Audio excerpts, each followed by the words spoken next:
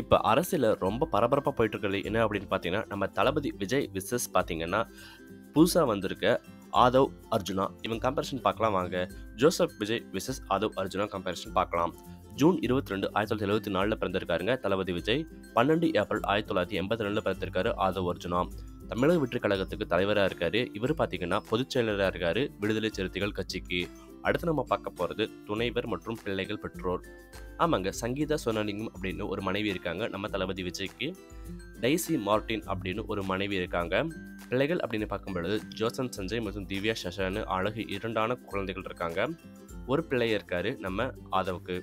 பெற்றோர் அப்படின்னு பார்க்கும்பொழுது எஸ் சந்திரசேகர் மற்றும் சோபா சந்திரசேகர். இவருக்கு திருவேங்கடம் மற்றும் ராஜேஸ்வரியாம். திருச்சியில் தான் பிறந்து வளர்ந்துருக்காருங்க இவர். உறவினர் அப்படின்னு பார்க்கும் பொழுது தளபதி விஜய்க்கு த்ரிஷா அவர்கள் நெருங்கியதாக இருக்காங்க. இவருக்கு பார்த்தீங்கன்னா மார்டின் அப்படின்ற ஒரு மாமனார் இருக்காரு. வாலிடம் பொறுத்த வரைக்கும் 2 பேரும் இப்போ பார்த்தீங்கன்னா சென்னையில் தான் வச்சு வராங்க தொழில் காரணமாக. கல்வி பொறுத்த வரைக்கும் தளபதி விஜய் பார்த்தீங்கன்னா உங்களுக்கே தெரியும் இளங்கலை படிச்சிருக்காரு விஷுவல் கம்யூனிகேஷனில். அரசியலில் பார்த்தீங்கன்னா கலக்கியிருக்காரு நம்ம அர்ஜுன் மார்டின். இளங்கலை பட்டம் பெற்றிருக்காரு. கல்லூரி அப்படின்னு பார்க்கும் பொழுது லயோலா கல்லூரியில் விஜய் படிச்சிருக்காரு. இவர் 10th வரைக்கும் பார்த்தீங்கன்னா திருச்சியில் படிச்சுட்டு மெட்ராஸ் கிறிஸ்டியன் காலேஜில் வந்து படிச்சிருக்காரு சென்னையில்.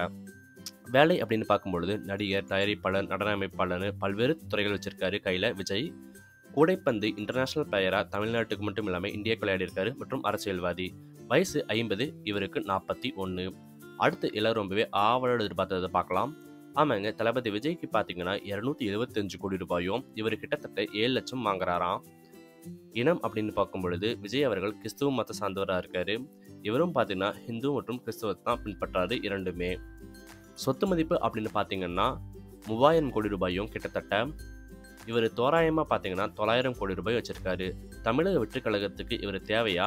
யார் உங்களுக்கு விஜய் பிடிச்சிருக்கா இல்லை இவர் பிடிச்சிருக்கா அப்படின்றத மறக்காமல் கமெண்ட் பண்ணுங்கள். கமெண்ட்ஸ் ரொம்பவே அவரோட எதிர்பார்த்து காத்துட்டு இருக்கோம். மேலும் லைக் பண்ணுங்கள், சப்ஸ்கிரைப் பண்ணுங்கள், ஃபாலோ பண்ணுங்கள், ஷேர் பண்ணுங்கள். நன்றி, வணக்கம்.